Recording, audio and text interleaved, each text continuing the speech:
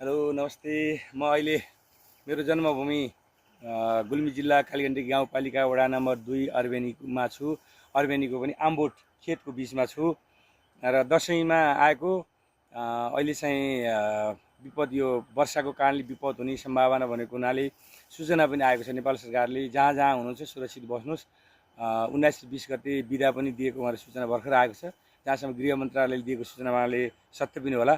म पनि त्यही कारणले त्यही गाउँमै छु अहिले पनि दसैँ मनाइसकेपछि। र अहिले म हाम्रो गाउँको बिचमा यो खेत आम्बोटको खेतमा छु। यो आम्बोटको खेत हाम्रो फाँट हो, यो धान फल्ने खेत तिनै खेती हुन्छ। अब यतापट्टि यतातिर खेतको माथि यहाँ हाम्रो घर छ। यहाँनिर यो फलफुल बिरुवाहरूले रुखले चाहिँ एकदम छेकिएको। अब पुरानो घर धेरै अगाडि बनाएको भएर टिनको छाना पनि खुइलिसकेको छ, रातो भएको छ। हाम्रो गाउँको बस्ती यसरी तल फाँटमा खेत छ भने माथि माथि बस्ती छ। हाम्रो गाउँको विद्यालय यहाँ उच्च मावि यहाँ छ, भगवती उच्च मावि। उतातिर दमाएर भन्छ उतापट्टि पनि गाउँ छ। त्यसपछि स्वास्थ्य चौकी तलदेखि एउटा छानो छोरी देखिया छ। यताबाट कालीगण्डकी कोरिडोर चाहिँ हाइवे कोरिडोर चाहिँ यताबाट आउँछ।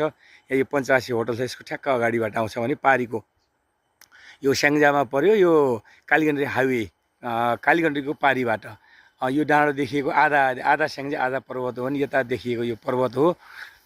यस्तो छ यहाँ तल फाँट छ, माथि चाहिँ बस्ती छ। र हाम्रो तत्कालीन अर्बेनी गाविस चाहिँ उतापट्टि यो डाँडाबाट उतापट्टि 3टा वडा छ भने वारिपट्टि 6वटा वडा थियो। हाम्रो गाउँ यस्तो छ। अहिले धान एकदम फलेको छ, एकदम राम्रो धान फलेको छ। मैले मेरो चाहिँ खेत उता गैरी खेत चाहिँ उतापट्टि घरको नजिक पऱ्यो भने यहाँ अरू हाम्रै दाजुभाइहरूको खेत छ। असाध्यै राम्रो धान फलेको छ। ल यहाँ चाहिँ कति राम्रो फलेको छ भने विचित्रै रहेछ र यस्तो छ। र तलपट्टि चौर भने चाहिँ उतापट्टिको फाँट देखिया छैन, अलिकति स्टेप तल छ। यतापट्टि सानचौर भने चाहिँ त्यता पनि देखिया छैन। उता दमारपट्टि पारीपट्टि पनि यस्तै ठुलो फाँट छ, त्यो फाँट पनि देखिएको छैन। र हाम्रो कोट दसैँ मनाउने कोटघर भनेको माथि यो डाँडाको माथि हो। र भगवतीको मन्दिर हो यहाँनिर, गाउँको सिरानमा यहाँनिर चाहिँ भगवतीको मन्दिर। अस्ति हामीले पूजाआजा गऱ्यौँ। दसैँको टिका सामूहिक गाउँभरिका सबै जम्मा भएर टिका लगाउने ठाउँ त्यहाँ हो। सबैजना लगाउनु र पछि आफन्त मान्यजनहरूकोमा छुटु भएकाहरूलाई भेट्न चाहिँ घर घरमा गएर पनि गरिन्छ। हाम्रो घर चाहिँ यहाँनिर पर्यो। अब धेरै घरहरू लगभग खाली हुने अवस्थामा छन्।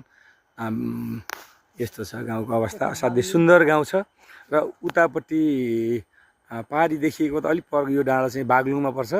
यो चाहिँ पर्वतको वाकी गाविसमा पर्यो, गाउँपालिकामा पर्यो। धन्यवाद।